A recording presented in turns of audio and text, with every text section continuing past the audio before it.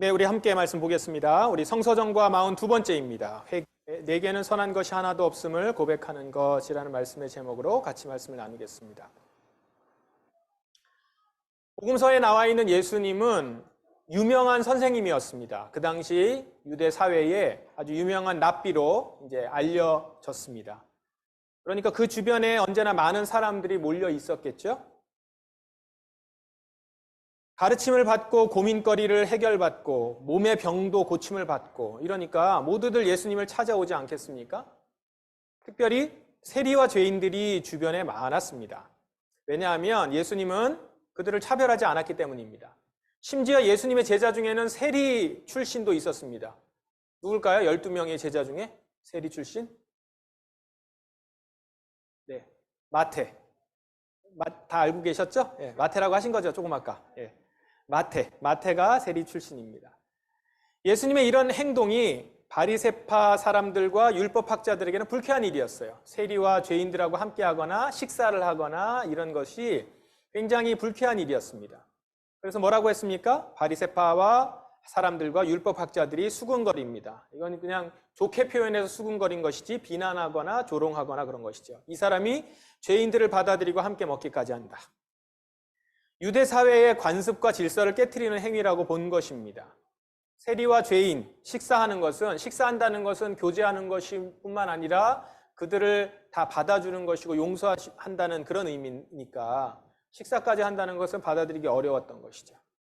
그런 우리 바리새파 그리고 이 율법학자들에게 예수님이 비유를 들어서 말씀을 하십니다. 말씀에는 두 개의 비유가 나오죠. 오늘 성경 동화를 통해서 보셨어요. 첫 번째는 양의 비유고 두 번째는 드라크마의 비유입니다. 여기에 이제 하나가 더 있습니다. 그게 우리가 잘 아는 탕자의 비유가 세 번째 연이어서 나옵니다. 오늘은 말씀에는 두 본문만 나와요. 이 두 비유에는 다 같은 내용입니다. 잃어버린 양과 잃어버린 드라크마. 한 마리의 양을 잃어버렸고 하나의 드라크마를 잃어버렸습니다. 그 잃어버린 양과 잃어버린 드라크마를 주인은 찾을 때까지 찾아다닌다라는 거예요. 찾을 때까지 찾지 않겠느냐. 그러면서 예수님은 주인이 그렇게 찾는 것은 당연한 게 아니겠느냐. 이렇게 이제 얘기를 합니다. 그러면서 이렇게 교훈하시죠. 하늘에서는 회개하는 죄인 한 사람을 두고 하나님의 천사들이 크게 기뻐할 것이다. 회개하는 죄인 한 사람을 두고 하나님의 천사들은 크게 기뻐할 것이다. 찾는다고 했는데 거기에 대해서 교훈은 회개하는 것을 얘기를 합니다. 비유를 통해서 보여주시고자 하는 것이 무엇입니까? 죄인이 회개하고 돌아오는 것, 그것은 잃어버린 것을 찾는 것이라는 거예요. 잃어버린 것을, 주인 입장에서는 잃어버린 것을 찾는 것이고 죄인이 회개하고 돌아오는 것, 그건 이제 우리가 하는 일이겠죠. 그리고 이것은 잔치를 열 만큼 기쁜 일이라는 거예요. 죄인이 돌아오는 것을 하나님은 그 어느 것보다 기뻐하신다라는 것을 이 비유를 통해서 우리에게 전하고 계세요. 그러면 왜 하나님은 우리가 회개할 때 왜 그렇게 기뻐하실까? 우리가 회개할 때 왜 그렇게 기뻐하실까요? 그것은 우리가 살 수 있는 방법이 그것밖에 없기 때문입니다. 오직 회개를 통해서만 우리는 하나님 아버지께로 돌아올 수 있기 때문에 그래요. 지난 목요일 성서정과 기억하세요? 노아 시대 이야기가 나왔습니다. 창세기 6장인데요. 그 시대를 이렇게 한 구절로 요약을 합니다. 여호와께서 땅 위에 사람의 악한 행동이 크게 퍼진 것을 보셨습니다. 그리고 그들의 생각이 언제나 악할 뿐이라는 것도 아셨습니다. 인간의 행동이 언제나 악하고 인간 스스로는 죄를 해결하거나 거기서 구출받을 길이 없다라는 것이죠. 그것이 이제 노아 시대의 악에 대해서 한마디로 정의하는 내용입니다.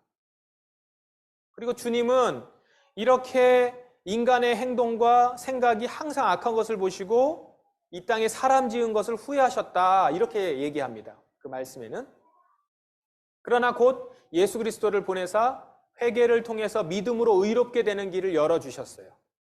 따라서 우리가 생명을 얻을 수 있는 길은 우리 스스로가 아니라 우리의 죄를 회개하고 하나님께 돌아가는 것, 그거 외에는 없어요. 그렇기 때문에 우리가 회개하는 것을 가장 기뻐하실 수밖에 없죠. 왜냐하면 회개하는 길 외에는 하나님께로 돌아갈 수 있는 길이 없으니까. 그리고 그 길을 우리가 택해서 돌아오니 하나님은 너무 기쁘시다는 거죠. 회개하는 것을 그래서 가장 기뻐하신다. 이것이 하나님의 마음이다라는 걸 우리에게 전하고 계세요. 반면에 바리새파 사람들과 율법학자들을 보십시오. 이들은 예수님을 비난합니다. 이들에게 세리는 죄인일 뿐이에요. 죄인이다라는 것이죠. 하나님은 돌아와서 기쁘고 잔치까지 열 만큼 즐겁고 너무나도 기다렸던 일인데 바리새파 사람들과 율법학자들에게는 단지 죄인일 뿐이에요. 그런 자들과 식사하는 것을 비난할 뿐입니다. 이들에게 세리는 죄인일 뿐이고 여기에는 이런 속뜻이 있어요. 저들은 죄인이지만 나는 죄인이 아니고 의인이다라는 거예요. 바리새파 율법학자들 생각은요. 그렇기 때문에 예수님이 죄인과 상종했을 때 비난하는 거겠죠? 만약에 자기들이 죄인이라고 생각해 보세요. 나도 죄인인데 죄인들하고 식사를 같이 해. 그럼 얼마나 반갑겠어요. 아, 죄인들하고 식사를 같이 하는구나. 나랑도 식사를 같이 하실 것이고 저걸 좋아하시는구나. 이렇게 생각할 건데 지금 자기들이 의인이라고 생각하니까 죄인들하고 식사하는 것이 보기가 싫은 거예요. 나는 상종도 하지 않는데 그 죄인들하고 식사하는 예수를 볼 때 못마땅한 겁니다. 여기서 우리는 회개의 본질을 파악할 수가 있어요. 회개는요, 내가 죄인이고 하나님만이 의로우시다는 걸 인정하는 거예요. 나는 죄인이고 하나님은 의로우시다. 조금 다른 말로 하면 나는 틀렸고 하나님은 옳다라는 거예요. 나는 스스로 죄를 해결할 수 없어요. 스스로 의롭게 될 수 없어요. 이것을 인정하는 겁니다. 그게 회개라는 거예요. 이것을 내게 말씀하신 하나님의 말씀이 옳다. 이걸 인정하는 겁니다. 그런데 바리새인들은 지금 자신이 옳다라고 생각하고 있는 거예요. 내가 옳다. 나는 죄인이 아니다 라는 생각을 해요. 그러니 회개할 필요가 없는 거겠죠? 회개할 필요가 없으니까 구원하시는 하나님 필요가 없어요. 회개할 게 없는데 구원하시는 하나님이 필요하겠습니까? 죄에서부터 구원하실 분은 아니라는 거예요, 하나님은. 자신들에게 구원의 하나님이 필요하지는 않습니다. 그렇기 때문에 그들에게 있어서 바리새파 사람과 율법학자들에게 있어서 신앙이라는 것은 껍데기뿐인 종교 생활인 것입니다. 그러면 여러분, 우리는 어떻습니까? 여러분은 자신을 죄인이라고 생각을 하나요? 아니면 의인으로 생각하나요? 조금 더 자세히 한번 들여다봐요. 누구 하나 지금 여기서 여러분 나는 의인이다 이렇게 얘기하지는 않을 거예요. 그런 워딩을 하지는 않을 겁니다. 그런데 나의 생각은 어떤가 한번 보세요. 정말 나는 죄인이다. 하나님만이 의로우시다. 나에게는 선한 것이 하나도 없다. 하나님만이 옳다. 이렇게 생각하세요? 아니면 그래도 내가 완전히 악한 것은 아니지 않는가? 잘못했지만, 그리고 잘못도 있지만 그럴 수밖에 없는 이유가 있지 않는가? 살다 보면 지금 내가 겪는 상황, 그 상황 보면 하나님이 내게 좀 잘못하시는 거 아닌가? 그러니까 이제 하나님 앞에서 시험 드는 거거든요. 실족하는 거죠. 왜 나한테 이렇게 하시나? 하나님의 온전한 선하심이 아니라 내 생각과 판단에 오름이 있다라고 생각하기 때문에 나오는 것이거든요. 혹시 이렇게 생각하고 판단하고 하지는 않는가 말입니다. 만약에 그렇다면 결국 바리새인과 다르지 않을 거예요. 하나님을 원망하고 내 자신을 돌아보지 않고 회개하지 않는 것, 그것은 결국 바리새인과 다르지 않은 모습이거든요. 그런데 오늘 여러분 시편, 성서정과 시편에 보면 다윗의 시편이 나와요. 오늘 그 성서정과 본문에서는 없는데 표제어가 이렇습니다. 여러분들 좀 깨시라고 그러나 봐요. 조금 생각을 놓으셨으면 되게 중요한 부분이라고 지금 말씀하는 거예요. 여기서부터 중요합니다. 표제어가 이렇습니다. 다윗이 밧세바와 동침한 후 선지자 나단이 그에게 왔을 때, 이 표제어예요. 다윗의 그 시편에 맨 앞에 가로로 되어 있는 부분을 표제어라고 하는데 그것은 시편 안에 원래 포함되어 있는 내용입니다. 그냥 나중에 추가한 것이 아니라 그렇기 때문에 중요한 부분이에요. 거기 보면 밧세바와 동침한 후 선지자 나단이 그에게 왔을 때라고 합니다. 그러니까 나단 선지자가 다윗에게 하나님의 말씀을 전하러 온 것이죠. 다윗 입장에서는 지적하러 온 겁니다. 나단 선지자가. 다윗이 나단 선지자의 지적을 쭉 들어요. 당신이 죄인이다. 지금 잘못한 것이다. 라고 이렇게 꼭 집어서 얘기를 합니다. 그렇게 들었을 때, 나단 선지자의 지적을 들었을 때 다윗이 어떻게 행동합니까? 사무엘 하에 나오거든요. 이렇게 얘기할 수도 있어요. 당신이 뭔데 나를 지적하느냐? 당신이 뭔데 나를 정죄하냐? 이럴 수 있는 거예요. 그럴 수 있는 상황입니다. 왕이고 이제까지 했던 여러 가지 치적을 봤을 때, 그리고 밧세바와의 그런 사건들은 다 무마되고 있는 상황이기 때문에, 그리고 어디서 하나님도 얘기하지 않는데 당신이 이렇게 와서 나한테 지적하느냐? 이렇게 얘기를 한단 말이에요. 그 자리에서 곧바로 그렇게 거절할 수 있는 것입니다. 그런데 다윗은 어때요? 곧바로 자신의 죄를 자백해요. 내가 여호와께 죄를 범하였노라. 나단 선지자가 얘기한 거거든요. 나단 선지자가 얘기했는데 그 앞에서 나는 여호와께 죄를 범하였다. 사실은 밧세바에게 죄를 범한 것이죠. 그리고 그 남편 우리아에게 죄를 범한 것인데 어떻게 얘기해요? 여호와께 죄를 범하였다. 하나님께 죄를 범하였다. 그러면서 자신의 죄에 대해서 어떤 변명도 없이 그대로 자백하고 회개합니다. 많은 신하들이 보고 있는 가운데. 시편 51편은 바로 그때 지은 시예요. 내가 주께 죄를 지어 주께서 보시기에 악한 짓을 했습니다. 그러므로 주께서 내게 뭐라고 하셔도 주의 말씀이 옳으며 주께서 내리신 판단이 바릅니다. 나는 악한 짓을 했습니다. 주님이 나에게 뭐라고 하셔도 주님의 말씀이 옳으며 주께서 내리신 판단이 옳습니다. 이렇게 생각을 하기 때문에 선지자가 얘기해도 그 앞에서 맞습니다. 이라는 것이죠. 그럴만하다. 그럴 수도 있다. 그렇게 잘못한 건 아니다. 라고 하지 않아요. 나를 꾸짖는 하나님의 말씀은 옳고 나를 징계하시는 하나님의 행위는 선하다. 인정하신단 말이에요. 그래서 그 이후에 자신에게 찾아오는 여러 가지 벌에 해당하는 여러 가지 일들을 달게 받습니다.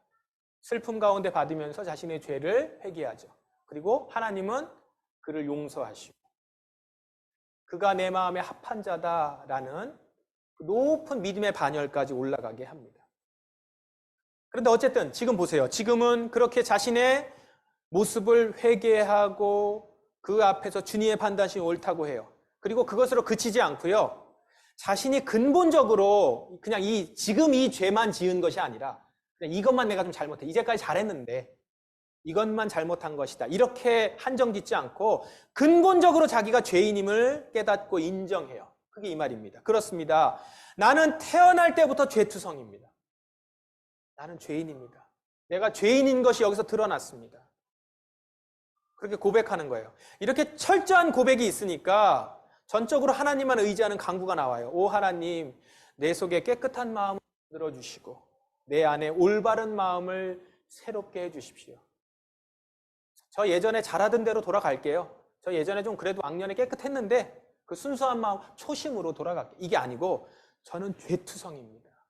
저는 완전한 죄인입니다. 내 속에 아무것도 깨끗한 것이 없습니다.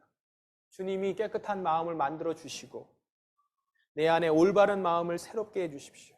이런 철저한 고백으로 전적으로 하나님만 의지하는 간구를 하고 있습니다. 사도 바울도 한번 보세요.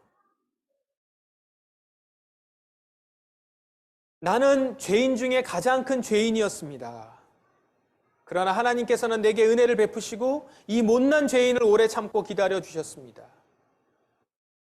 여러분, 이 고백은요, 처음 믿었을 때 고백이 아니에요. 처음 다메섹 도상에서 예수님을 만나서 저는 죄인입니다. 이게 아니에요. 지금 이게 디모데 전서거든요. 제자 디모데에게 쓰는 편지예요. 디모데 전서는 바울 생애의 거의 마지막 시기에 쓴 겁니다. 한 1, 2년 남겨두고 쓴 거거든요. 그것도 제자인 디모데에게 지금 써요. 보통 스승이 제자에게 이렇게 말하지는 않습니다. 왜냐하면 스승의 권위가 있거든요. 그런데 바울은 지금 자신이 가장 큰 죄인이라는 거예요. 이거는 단지 감정적인 고백이 아니에요. 존재론적인 고백입니다. 자신이 그런 존재임을 분명히 인식하기 때문에 나오는 거예요. 그 대상이 지금 제자이든 시간이 오래 지났든 자기의 지금 위상과 위치가 어떤 거든 상관없어요. 자신의 존재가 이런 존재라는 걸 그냥 내뱉는 겁니다. 그냥 아는 거예요. 바울의 서신서를 이렇게 연대기 순서대로 쭉 읽어보시면요. 뒤로 갈수록 이 고백이 더 분명해진다는 걸 알 수 있어요. 처음에는 죄인이라고 했는데 지금은 죄인 중에 가장 큰 죄인이다 얘기하잖아요. 이게 점점 짙어지는 거예요. 점점 나의 존재가 그런 존재였다는 걸 알아가는 겁니다. 사역이 무르익고 지도자로서 지금 많은 열매를 거두고 있어요. 그리고 많은 이들에게 사랑을 받고 존경을 받고 있는 그때에 그의 입에서는, 그 사도 바울의 입에서는 나는 죄인 중에 진짜 큰 죄인이다 라고 고백하고 있다는 겁니다. 여러분, 우리는 죄인이었고 스스로 그 죄에서 나올 수 없는 자들이에요. 오직 하나님의 은혜로 의롭게 여겨주셔서 지금 이 자리에 있는 자들입니다. 저와 여러분은 하나님의 은혜로 의롭게 여겨주셨기 때문에 이 자리에 있을 수 있는 자들이란 말입니다. 여전히 나의 죄인됨을 철저히 깨닫지 못하는 우리에게 오늘도 말씀하고 계시는 거예요. 그리고 기다리며 계속 여러 상황 가운데서 우리에게 말씀하십니다. 우리는 철저한 죄인이며 우리 스스로는 구원할 수 없으며 우리 스스로는 죄에서 나올 수 없는 자들, 오직 하나님의 은혜로만 날마다 의롭게 되어서 살아가는 자들, 이걸 말씀하고 계신단 말이에요. 오늘 이 말씀도 여러분에게 또 말씀하고 계시잖아요. 그런데 여러분, 이 말씀을 하시는 주님의 마음을 한번 기억하세요. 생각해 보십시오. 주님은 어떤 마음으로 이 말씀을 오늘도 우리에게 하실까요? 너가 내 말 듣고 돌아오면 좋고 아니면 말고, 뭐 회개하면 좋고 그렇지 않으면 너만 손해지, 이런 마음일까요? 예수님의 비유를 한번 다시 보세요. 그러면 그는 99마리의 양을 들판에 남겨두고 잃은 양을 찾을 때까지 찾아다닐 것이 아니냐. 또 그러면 등불을 켜고 온 집안을 쓸며 찾을 때까지 다시 자세히 뒤지지 않겠느냐. 여기에서 중요하게 볼 수 있는 문장이 어떤 문장이에요? 찾을 때까지 찾아다닌다. 찾을 때까지 자세히 뒤진다라는 거예요. 찾을 때까지 계속 찾는다는 거예요. 등불을 켜고 온 집안을 쓸며 찾습니다. 찾는 마음이 어떻겠어요? 잃은 양 한 마리를 찾기 위해서 99마리를 우리에 두고 뛰쳐나가요. 그 양을 찾으러. 그 양이 있을 법한 곳을 찾으러 뛰어나가서 어떻게든 찾아내려고 찾아야 하고 그 애타는 마음으로 간단 말입니다. 이것이 예수님의 마음이라는 거예요. 회개를 촉구하는 주님의 마음이란 말입니다. 이 마음으로 지금 여러분에게 말씀하고 계시는 거예요. 회개하라, 이게 아니에요. 회개하라는 거죠. 돌아오라는 거예요. 너가 돌아올 때까지 나는 찾고 찾을 것이다. 여러분, 오늘 탕자의 비유가 나와 있지는 않지만 탕자의 비유에 보면 탕자의 어떤 그 행동으로 탕자가 가는 길 따라서 이렇게 시선이 가요. 그러다 보니까 탕자가 주인공처럼 보이는데 탕자는 이리저리 방황하다가 다시 돌아오거든요. 그것도 회개하고 돌아오는 것도 아니에요. 아, 집에 가면 먹을 게 많은데 이러고 돌아오는 거거든요. 그 뉘앙스가 그렇습니다. 아버지에 대한 마음은 별로 없어요. 아, 내가 이렇게 나와서 아버지가 얼마나 슬플까. 이게 아니고 아, 지금 내가 구려 죽게 생겼구나. 집에 가면 먹을 거 엄청 많은데 이거예요. 그러고서 돌아오는데 그때 이제 거기 보시면 아버지가 영문 밖으로 쭉 나가서 그냥 문 밖에서 이러고 기다리는 게 아니라 저 정문, 마을 밖으로 나가서 마을 정문에서 들어오는 그 입구에서 기다리고 계신단 말이에요. 하루도 빠짐없이. 제일 먼저 발견해야 된다라는 거예요. 안 그러면 마을에 들어와서 이 아들은 비난을 받거나 조롱을 받거나 아니면 심지어는 죽임을 당할 수도 있는. 왜냐하면 마을의 어떤 그 명예를 실추시켰거든요. 아버지의 돈을 가져다가 나가서 탕진한 사람이니까. 누군가 이 아들을 먼저 찾기 전에 내가 찾아야 된다는 거예요. 그래서 거기서 찾고 찾으면서 기다려요. 그래서 기다린다는 것이 그냥 수동적으로 그 앞에서 이렇게 기다리는 것이 아니라 적극적으로 그를 찾고 찾는 모습이라는 거죠. 그 마음으로 회개하고 돌아오라 말씀하고 계시는 거예요.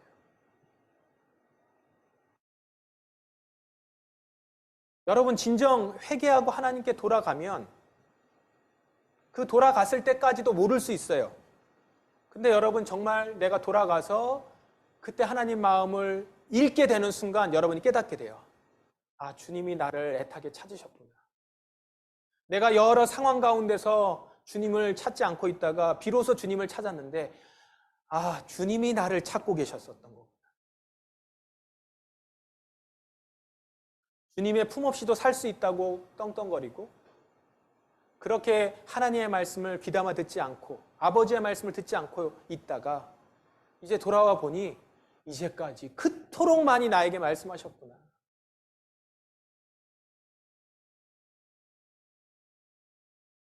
그러므로 여러분, 오늘 이 말씀 가운데서 성령님이 여러분에게 하시는 말씀을 듣기 바랍니다. 주님의 찾고 찾으심의 그 호소와 음성을 여러분 들으시기 바랍니다. 그러기 위해서 여러분, 내가 조금이라도 옳다는 것을 버려야 합니다. 내가 옳다 생각하는 그것이 조금이라도 남아있으면 주님의 말씀을 온전히 받아들일 수가 없어요. 주님이 죄인과 세리들과 식사하는 모습이 마음에 들지 않아요. 내 생각하고 다르거든요. 내가 이제까지 알고 있었던 그런 모습하고 다르다고 생각하기 때문에 내가 조금이라도 옳다는 것들을 가지고 있으면 주님의 옳으심이 다 보이지 않아요. 주님의 말씀을 온전히 받아들이지 않기 때문에. 그런데 그것이 사실이 아니잖아요. 우리는 철저한 죄인이란 말입니다. 전적으로 하나님의 은혜만이 필요한 사람들이에요.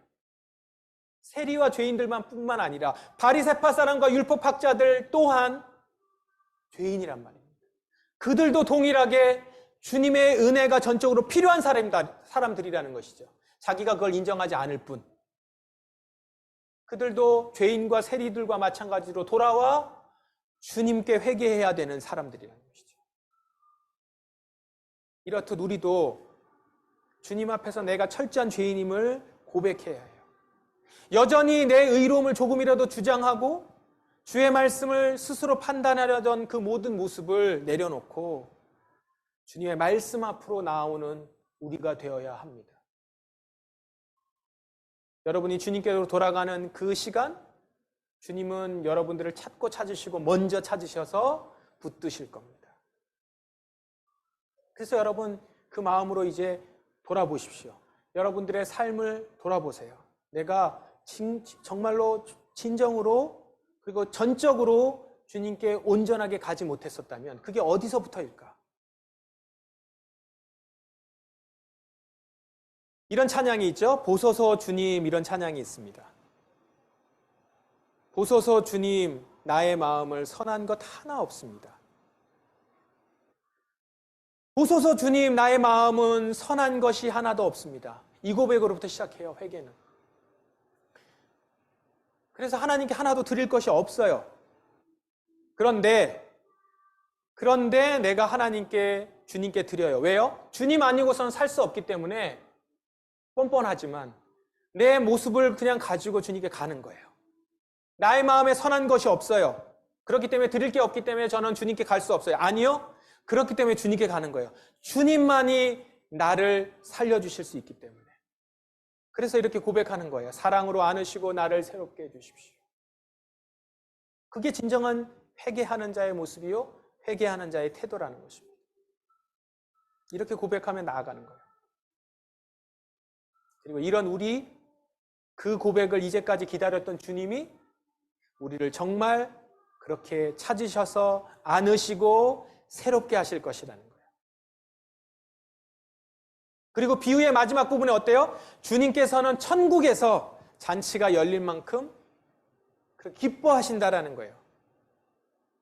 99마리가 있었고 그냥 한 마리가 떠나갔다가 돌아왔으니까 그냥 우리에 넣고 마는 게 아니라 이 한 마리를 찾은 것에 대한 기쁨이 넘쳐서 잔치를 벌인다는 것이죠. 그 한 사람이 여러분 아닙니까?